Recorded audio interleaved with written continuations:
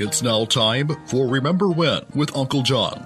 John Guess, Ouachita County's resident storyteller and local historian.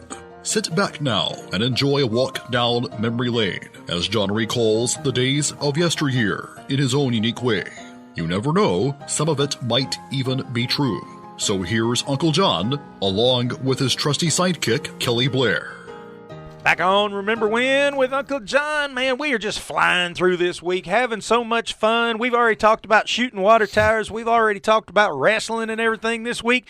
And now I'm really excited to talk about somebody else from Arkansas that did pretty good for himself there, John. Man, we lost a good one on May the 29th up in Canada. Born and raised in Huntsville, Arkansas.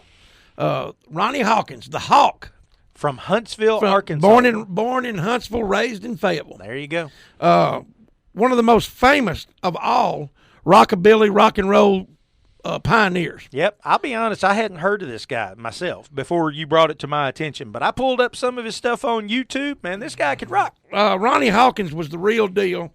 The guy was making $300 a day bootlegging whiskey from Missouri to Oklahoma when he was a teenager. I like him already. Now, you know he's a hustler. There you go. He graduated from high school in Fayetteville. He went to the UA for, the University of Arkansas for a little while on an athletic scholarship. But, he figured there was something easier than going to school. A true pioneer. He made money doing bootlegging. And he invested in clubs. Okay. And he owned the Rockwood Club, which is a famous, very famous venue in the early rock and roll days there in Fayetteville. Roy Orbison played there, Conway Twitty, Jerry Lee Lewis, Carl Perkins. One of our late attorneys here in Camden, Alan Roberts, was personal friends with Ronnie Hawkins, worked at the Rockwood Club, was on Ronnie Hawkins' Christmas card list. Wow. But the guy did it all. He moved. Now, the thing about Ronnie Hawkins, his contribution to music is kind of twofold. He was a touring musician, one of the early rock and roll rockabilly guys, but he brought so many people into music that later became famous. Oh, there you go.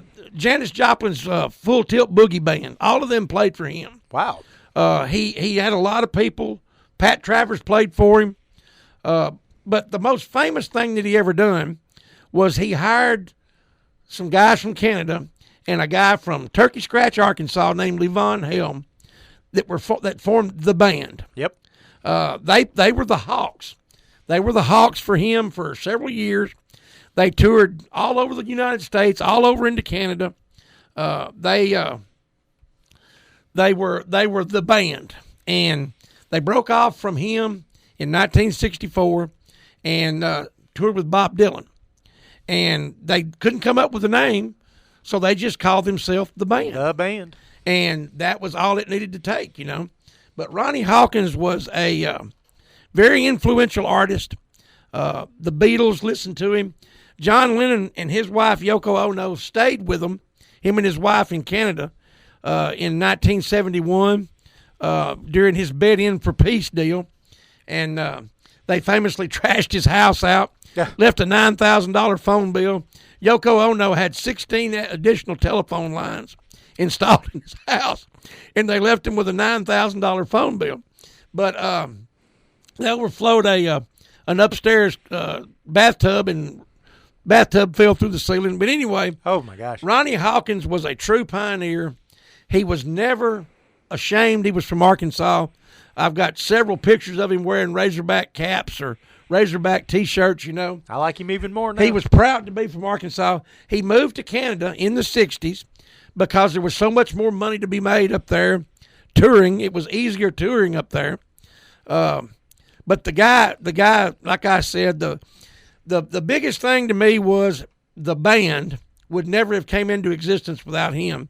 And they were Robbie Robertson, Garth Hudson, Rick Danko, Richard Emanuel, and the greatest drummer, one of the greatest drummers of all time to me, and singer, Levon Helm from Turkey Scratch, Arkansas. And they had a concert. They had been touring on the road 16 years. Wow. Constantly. And they decided it was time to end. And Thanksgiving night, 1976, they did a concert called The Last Waltz. In my opinion, the greatest rock and roll documentary of all time, at the Winterland Ballroom in San Francisco. They had lots of artists, Eric Clapton, Bob Dylan, Neil Diamond, Van Morrison, but Ronnie Hawkins stole the show. There you go. With his cowboy hat and his rockabilly singing. And we're going to do that song tomorrow. But if you've got a chance, if you've never saw it, pull up The Last Waltz on your Netflix and watch it, and you'll see the great Ronnie Hawkins. And we've lost a great one, but he left an indelible mark on the music scene, and he was always proud to be from Arkansas. Well, and, not only a lot of people will say, the best legacy is not just what you leave behind as far as songs or something like that, but who you leave behind with your children, your family, or in this case, some bands that you got started. That's pretty good legacy. That's right. Hey, that's going to wrap up Remember When with Uncle John for today, but we'll be right back here tomorrow with Top Tune Friday, and, well, you already know who we're going to do. Absolutely. All right, we'll see you then, John. Rest in peace, Hawk. See you later on the other side, brother. You've been listening to Remember When with Uncle John on Y95. This broadcast can be heard each weekday morning at 6:45 on South Arkansas's favorite station, Y95.